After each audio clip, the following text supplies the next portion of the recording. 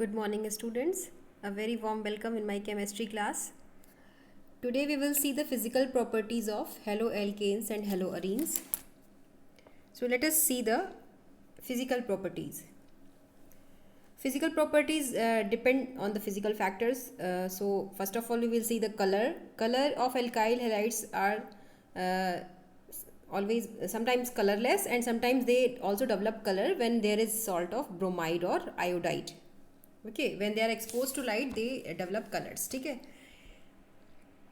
sometimes they also have sweet smell. Now the next physical property which we will see is the melting and boiling point. So first of all, we will compare the melting and boiling point of uh, alkyl halides with their hydrocarbon from which they are formed. ठीक है, तो सबसे पहले हम लोग hydrocarbon से उनके melting और बॉइलिंग पॉइंट को कंपेयर करेंगे. तो अगर हम किसी भी हाइड्रोकार्बन्स का उसका हेलोजन डेरिवेटिव बनाएं और दोनों का मेल्टिंग पॉइंट और बॉइलिंग पॉइंट को कंपेयर करेंगे, then the halogen derivative will have always higher melting point and boiling point than those of hydrocarbon of comparable molecular mass. molecular mass same होगा लगभग उनका, केवल हाइड्रोजन को हमने हेलोजन से रिप्लेस किया होगा. तो हाइड्रोकार्बन और हेलोजन डेरिवेटिव ऑफ हाइड्रोकार्बन यानी अल्काइल हैलाइड, अगर इनका हम मेल्टिंग पॉइंट और बॉइलिंग पॉइंट कंपेयर करें तो ये क्लोरीन क्लोराइड ब्रोमाइड और आयोडाइड तीनों के ही केस में they will having higher melting point and boiling point. What is the reason behind this? Reason है क्योंकि आप एल्काइल हैलाइड को जान रहे हो. एल्काइल हैलाइड में देयर इज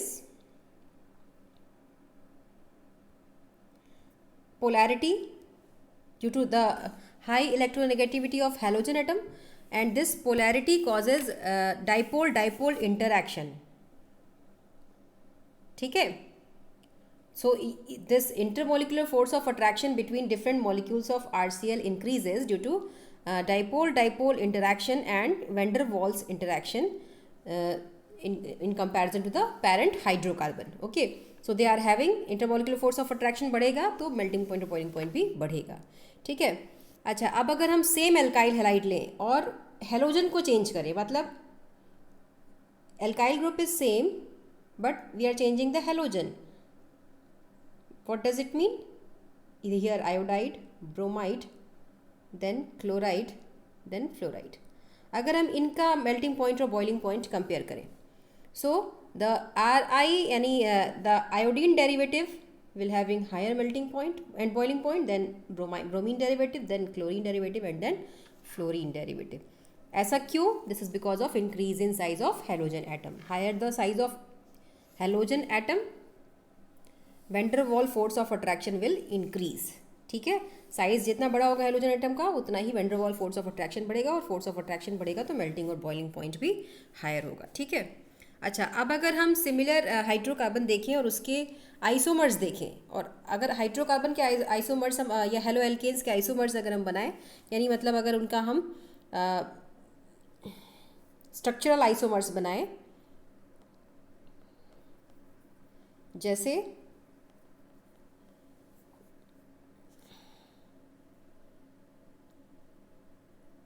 ब्रोमो ब्यूटेन की बात करते हैं, यही आपकी बुक में एग्जांपल भी दिया हुआ है, ब्रोमो ब्यूटेन. ठीक है, आप एच यहाँ फिल कर लीजिएगा. ब्रोमो ब्यूटेन का अगर हम स्ट्रक्चरल आइसोमर बनाएं तो हम ब्रोमीन को सेकंड प्लेस पे भी लगा सकते हैं, है ना, और फिर ब्रोमीन को हम थर्ड प्लेस पे भी लगा सकते हैं, और मिथाइल को भी हम मिथाइल की भी पोजीशन चेंज कर सकते हैं. कई स्ट्रक्चरल आइसोमर स्ट्रक्चर के बन सकते हैं. ठीक है, 3 स्ट्रक्चरल आइसोमर अगर आप बना रहे हैं तो इसमें जिसमें भी ब्रांचिंग ज़्यादा होगी, ब्रांचिंग से मेल्टिंग पॉइंट और बॉइलिंग पॉइंट कम होता जाएगा. मतलब स्ट्रेट चेन हाइड्रोकार्बन जो होगा उसका मेल्टिंग पॉइंट और बॉइलिंग पॉइंट हायर होगा in comparison to the branched chain alkyl halide. ठीक है, मतलब branching decreases the boiling point. जितनी ज़्यादा ब्रांचिंग होती जाएगी बॉइलिंग पॉइंट उतना ही कम होता चला जाएगा. क्योंकि अब आगे हम लोग बढ़ते हैं हेलोबेंजीन्स की तरफ. ठीक है, हेलोबेंजीन्स यानी हेलो एरीन्स की तरफ बढ़ रहे हैं. तो हेलो एरीन्स में जब हम देखेंगे तो वहाँ पे हमारा जो अ, अगर हम डाई हेलो डेरिवेटिव देखें तो जो हमारे जो पैरा आइसोमर्स होंगे, ठीक है, डाई हेलो डेरिवेटिव की बात कर रही हूँ, मतलब दो हेलोजन ग्रुप हैं अटैच्ड हुए, तो वहाँ जो पैरा आइसोमर्स होंगे they are always having higher melting and boiling point in comparison to ortho and, इसको एक्स ही कर देती हूँ मैं, जब यहाँ भी एक्स है तो यहाँ भी एक्स लिखती हूँ, in comparison to ortho and meta. What is the reason? Because of symmetry. Symmetrical structure is always more stable. यहाँ सिमेट्री है पैरा आइसोमर में, तो सिमेट्री की वजह से इसका मेल्टिंग पॉइंट, स्टेबिलिटी ज़्यादा, तो मेल्टिंग पॉइंट और हाइलिंग पॉइंट, मतलब उसको तोड़ने के लिए आपको एनर्जी ज़्यादा देनी पड़ेगी, यानी मेल्टिंग पॉइंट और बॉइलिंग पॉइंट हायर होगा, ठीक है. Now let us talk about density. First let me move there. This is branching and this is ortho and para derivative. We talk about density.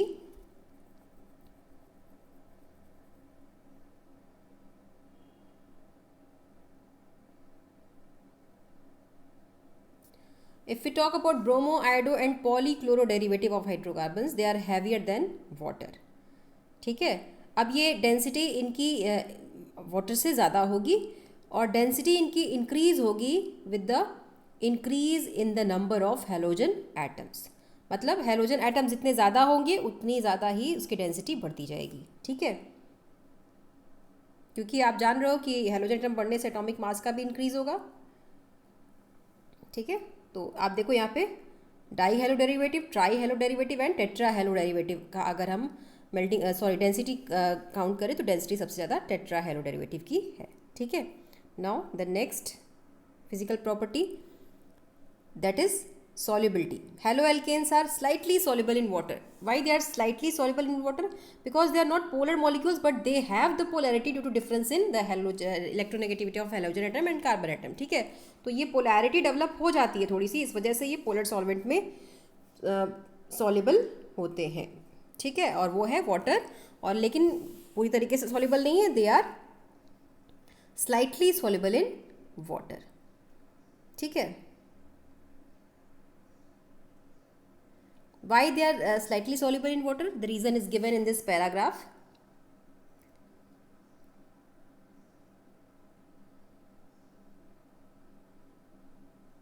अच्छा, अब आप देखो वाटर के molecules के बीच में आप जानते हो they are having intermolecular hydrogen bonding, ठीक है. उनकी मॉलिक्यूल्स के बीच में हाइड्रोजन बॉन्डिंग है, ठीक है. तो अब जब भी इसको वाटर में सॉल्युबल करना पड़ेगा तो हमें इस हाइड्रोजन बॉन्ड को ब्रेक करना पड़ेगा, है ना.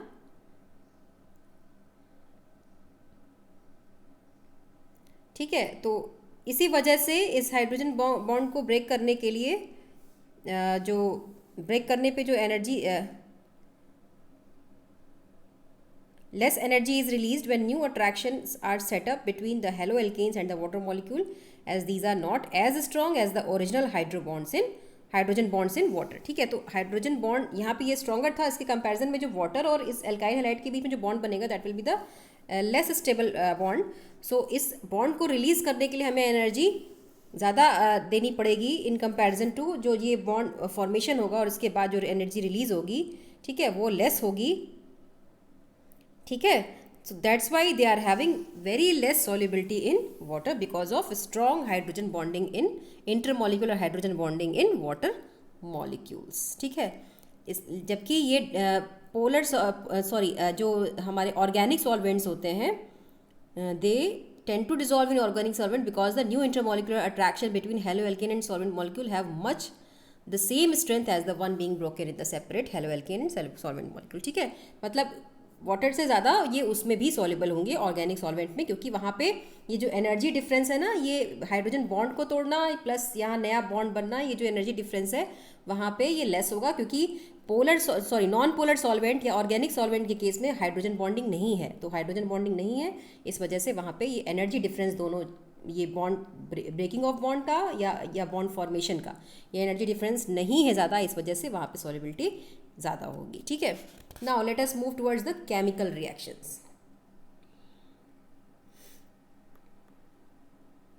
Okay, what are the chemical reactions? So firstly we will see the reactions of haloalkanes. Then after we will see the reactions of haloarenes. They are giving three types of reaction: nucleophilic substitution reaction, elimination reaction, and reaction with metals. We have seen all these three kinds of reactions in class 11th. Today we will see these reactions with respect to the haloalkanes and haloarenes. So first of all, we will see the nucleophilic substitution reaction. This is very important reaction in case of organic compounds, and this we will see in other chapters also, whether it is with acid or alcohol or any other compound और acid derivatives. ठीक है, हम लोग आगे के chapters में भी ये रिएक्शंस देखेंगे. तो फिलहाल हम लोग पहले देखते हैं हेलोएल्केन्स के न्यूक्लियोफिलिक सब्स्टिट्यूशन रिएक्शन. ठीक है, तो पहले हम लोग समझने की कोशिश करते हैं न्यूक्लियोफिलिक सब्स्टिट्यूशन रिएक्शन होता क्या है. ये हमने ऑलरेडी 11th में पढ़ रखा है, but let me brush up all that knowledge. So nucleophilic substitution reaction है क्या? Substitution due to nucleophile. ठीक है, सब्स्टिट्यूशन मतलब किसी का निकलना और किसी का आना, उसी प्लेस पे किसी और का जुड़ जाना, ये सब्स्टिट्यूशन कहलाता है. ठीक है, और ये हुआ किसकी वजह से? न्यूक्लियोफाइल की वजह से. तब इसको हम लोग बोलेंगे न्यूक्लियोफिलिक सब्स्टिट्यूशन रिएक्शन. जैसे हम लोग देखते हैं इसको,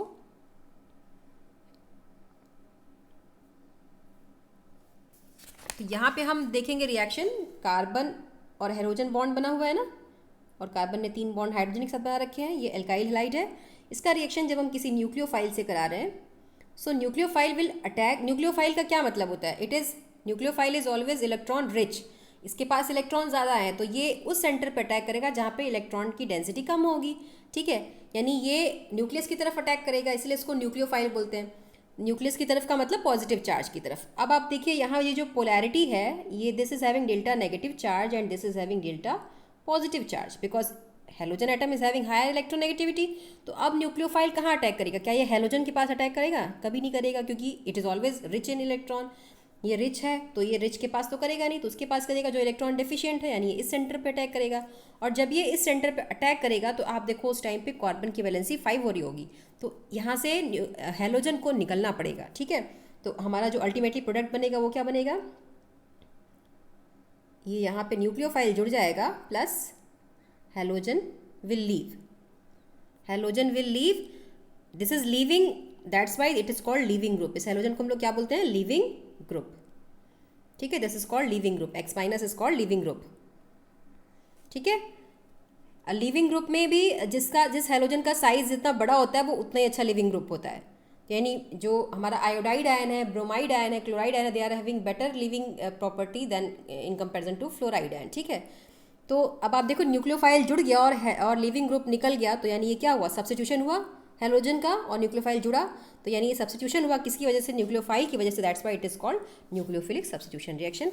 और ये रिएक्शन जब हम हेलो डेरिवेटिव के केस में देख रहे हैं, यानी एल्काइल हैलाइड के केस में देख रहे हैं, तो यहाँ पे न्यूक्लियोफाइल sp3 हाइब्रिडाइज कार्बन पे अटैक कर रहा है. ठीक है, आगे के चैप्टर्स में हम न्यूक्लियोफिलिक सब्स्टिट्यूशन रिएक्शन देखेंगे, लेकिन वहाँ पे जो न्यूक्लियोफाइल होगा that will attacking on sp2 hybridize carbon atom, that is in case of acid COOH and acid derivative. ठीक है, तो वहाँ पे हम इसको sp2 हाइब्रिडाइज कार्बन एटम के केस में न्यूक्लियोफिलिक सब्स्टिट्यूशन रिएक्शन देखेंगे. अभी हम किसके केस में देख रहे हैं? अभी हम देख रहे हैं sp3 हाइब्रिडाइज कार्बन के केस में न्यूक्लियोफिलिक सब्स्टिट्यूशन रिएक्शन. ठीक है, अब आप ये बुक में ये चार्ट देखिए.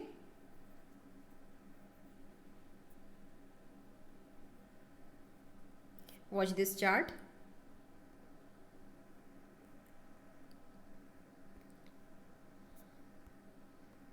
ये चार्ट आपको बता रहा है कि आप कौन सा न्यूक्लियोफाइल क्या प्रोडक्ट बनाएगा सब्स्टिट्यूशन के बाद, और सब्स्टिट्यूशन प्रोडक्ट क्या होगा. ठीक है, तो आप देखो अगर रिएजेंट हमने सोडियम हाइड्रोक्साइड यूज़ किया तो यहाँ पे न्यूक्लियोफाइल OH होगा, है ना, क्योंकि सोडियम हाइड्रोक्साइड में sodium will form the positive charge. Sodium is having positive charge and OH minus, तो इसमें से न्यूक्लियोफाइल कौन है? OH minus. तो न्यूक्लियोफाइल OH माइनस होगा और वो अटैक करेगा और हमारा सब्स्टिट्यूशन प्रोडक्ट क्या बनेगा? एल्कोहल बनेगा, ROH. यही चीज़ वाटर के साथ भी होगी, यही चीज़ KOH के साथ भी अगर आप रिएक्शन कराते हो तो सेम थिंग विल हैपन. अगर आप NaOR के साथ कराते हो तो यहाँ पे आपको ईथर मिलेगा. ठीक है, यहाँ क्योंकि यहाँ पे इथॉक्साइड आयन बन रहा है. ठीक है, अगर आप सोडियम आयोडाइड के साथ करोगे तो आपको आयोडो एल्केन मिलेगा या एल्काइल आयोडाइड. ठीक है, अमोनिया के साथ कराते हो तो आपको प्राइमरी अमीन मिलेगा. प्राइमरी अमीन के साथ कराओगे तो सेकेंडरी अमीन मिलेगा. सेकेंडरी अमीन के साथ कराओगे तो आपको टर्शियरी अमीन मिलेगा. ठीक है, KCN के साथ कराओगे तो आपको नाइट्राइल ग्रुप मिलेगा. और सिल्वर साइनाइड के साथ कराओगे तो आइसोनाइट्राइल ग्रुप बनेगा। ये रिएक्शन बहुत इंपॉर्टेंट है। आपको पिछले रिएक्शन में जब हम प्रिपरेशन पढ़ रहे थे तो वहाँ पे आपको यहाँ पे डिफरेंस दिखा होगा। और आगे भी कई रिएक्शंस में यहाँ सिल्वर साइनाइड के साथ और KCN के साथ जो डिफरेंट प्रोडक्ट्स बनते हैं, ये आगे भी कई रिएक्शंस में हमें मिलेगा, तो वहाँ मैं आपको बताऊँगी। ठीक है, तो अगर KCN के साथ रिएक्शन कराते हैं किसी भी हेलो एल्केन का, तो हमें नाइट्राइल प्रोडक्ट मिलता है या साइनाइड प्रोडक्ट मिलता है। और जब हम AgCN के साथ कराते हैं तो वहाँ पे हमें आइसोनाइट्राइल प्रोडक्ट मिलता है। तो कई बार कन्वर्जन्स में भी ये रिएक्शन हमारे इंपॉर्टेंट होंगे जब आपको आइसोनाइट्राइल कहीं बनाना हो। ठीक है, ये कार्बन का नंबर कम करना हो, ज़्यादा करना हो, तो उस समय पे आपको ये रिएक्शंस थोड़ा इंपॉर्टेंट होंगे। तो कैसे होंगे जब हम लोग कन्वर्जन्स डिस्कस करेंगे तो वहाँ मैं आपको बताऊँगी। ठीक है, अच्छा अब बात करते हैं पोटेशियम नाइट्राइड के साथ। ये नाइट्राइड प्रोडक्ट देगा। सिल्वर नाइट्राइड के साथ अगेन ये चेंज हो जाएगा, नाइट्रो एल्केन प्रोडक्ट देगा। ठीक है, अब आप इन दोनों को ध्यान रखिए, यहाँ मैं आगे कुछ और डिस्कस करने वाली हूँ। अगर हम इसको देखें, लिथियम एल्यूमिनियम हाइड्राइड के साथ इट विल गिव हाइड्रोकार्बन। ठीक है, ये रिएक्शन भी बहुत इंपॉर्टेंट है। जब आप हेलो एल्केन को आपको हाइड्रोकार्बन में कन्वर्ट करना होता है तो ये रिएक्शन बहुत इंपॉर्टेंट। आप इसको बना के देखिएगा, सारे रिएक्शन को करके देखिएगा, आपको अच्छा लगेगा। ठीक है, और अगर हम कोई मेटल डेरिवेटिव ले लें हाइड्रोकार्बन का, जैसे सोडियम डेरिवेटिव या कुछ ऐसा मेटल डेरिवेटिव ले लें, तो हमें इससे एल्केन भी मिलेगा। ये हम आगे देखेंगे, अभी वुड्स रिएक्शन वगैरह में हमें ये रिएक्शंस मिलेंगे। ठीक है, तो आप ये चार्ट पूरा इसको ड्रॉ कर लीजिए और इसको आप रिएक्शन के फॉर्म में कन्वर्ट करिए। सारे चार्ट को आप रिएक्शन के फॉर्म में कन्वर्ट करके मुझे दिखाइए, सारे के साथ आप रिएक्शंस लिखिए। ठीक है,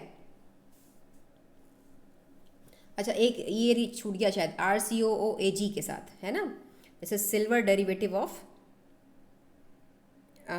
एनी एसिड का ही ये सिल्वर डेरिवेटिव है। तो एसिड का जब सिल्वर डेरिवेटिव होगा तो उसके साथ हमारा एसीटेट आयन हमारा यहाँ न्यूक्लियोफाइल होगा और ये एसीटेट आयन बनाएगा ईस्टर।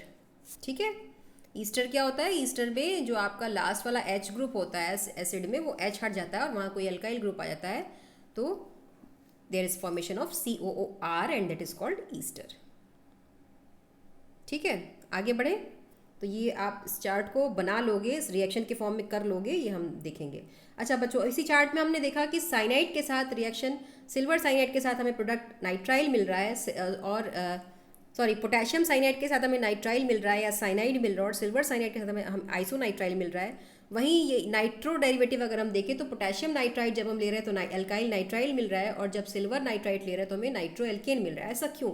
क्योंकि ये जो न्यूक्लियोफाइल्स है ना, they are ambident nucleophile. Ambident nucleophile का मतलब they are having two nucleophilic centres. जैसे आपको मैंने जब कोऑर्डिनेशन केमिस्ट्री में बता रही थी तो वहाँ मैंने बताया था एम्बीडेंटेट लिगेंड, याद है?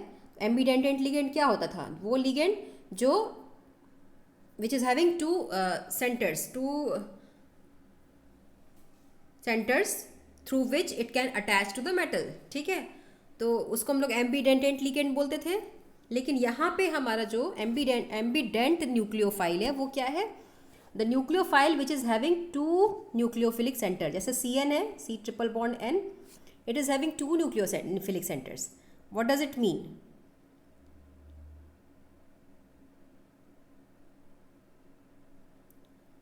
आप देखिए यहाँ पे भी इलेक्ट्रोनेगेटिविटी का डिफरेंस है। Nitrogen is having more electronegativity, this bond will be shifted towards nitrogen, so nitrogen will develop negative charge and this will develop positive charge. ठीक है, लेकिन यहाँ पे एक लोन पेयर भी है कार्बन के पास। ठीक है, जब ये बॉन्ड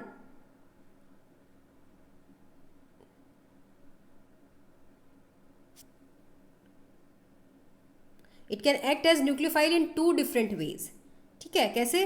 अगर ये बॉन्ड यहाँ शिफ्ट हो गया तो सीधे सीधे ये CN माइनस बन रहा है। ठीक है, अगर ये पूरा शिफ्ट हो गया तो this is having CN minus. ठीक है, sometimes it can also shift towards carbon, तो जब ये कार्बन की तरफ शिफ्ट होगा तब ये C माइनस डेवलप हो जाएगा। ठीक है, तो यानी it has two nucleophilic centre, this C and this N। Sometimes the halo alkane attach through carbon and sometimes it attach through nitrogen and. तो जब ये कार्बन एंड से अटैच्ड होगा तब इसको हम लोग साइनाइड या नाइट्राइल बोलेंगे, और जब ये नाइट्रोजन एंड से अटैच होगा तब इसको हम लोग आइसोनाइट्राइल या आइसोसाइनाइड बोलेंगे। ठीक है।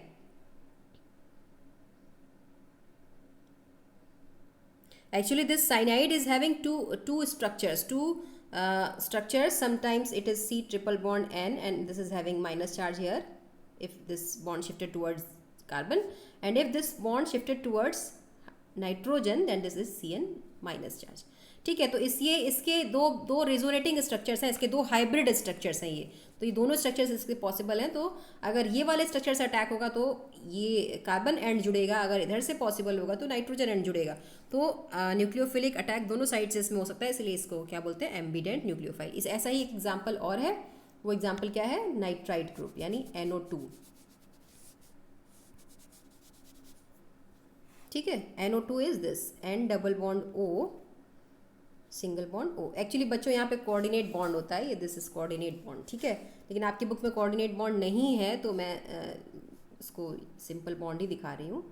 ठीक है, so this oxygen will develop minus charge. ठीक है, तो sometimes this oxygen is involved in bonding and sometimes the nitrogen and is involved in bonding. तो जब नाइट्रोजन एटम जुड़ेगा there will be formation of nitroalkane RNO2। ठीक है, और जब ये ऑक्सीजन एंड जुड़ेगा तो there will be formation of nitrite यानी RONO, यानी this is having alkyl nitrite. ठीक है, तो ऐसे लिगेंड एम्बिडेंट लिगेंड की सॉरी लिगेंड बोल रही हूँ मैं, एम्बिडेंट न्यूक्लियोफाइल्स की डेफिनेशन पूछी जाती है, व्हाट इज एम्बिडेंट न्यूक्लियोफाइल। तो आप इसको पढ़ लेंगे और इसको भी डिफाइन करना सीख लेंगे, इसके एग्जाम्पल सीख लेंगे।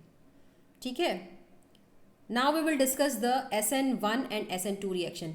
न्यूक्लियोफिलिक सब्स्टिट्यूशन हमने समझ लिया। ये न्यूक्लियोफिलिक सब्स्टिट्यूशन का जब हम मैकेनिज्म देखेंगे, it can follows two path, the one is SN1 and other is SN2। इसका फुल फॉर्म क्या है, substitution nucleophilic substitution unimolecular and nucleophilic substitution bimolecular. अगर ये यूनिमोलिकुलर तो इसको SN1 बोलेंगे, अगर ये बाईमोलिकुलर तो इसको SN2 बोलेंगे। ठीक है, अब इस SN1 और SN2 का डिफरेंस मैं आपको कल बताऊंगी। Today you will write the reactions, nucleophilic reactions of this chart, physical properties and what is ambident nucleophile. You will write this in your copy and show me your notes. ठीक है, tomorrow I will discuss the nucleophilic substitution, that is SN1 and SN2। मतलब nucleophilic substitution तो हमने पढ़ लिया, लेकिन nucleophilic substitution का जब हम mechanism पढ़ेंगे, it follows two pathway and that two pathways we will discuss in detail tomorrow. Okay, that's all for today. Thank you very much.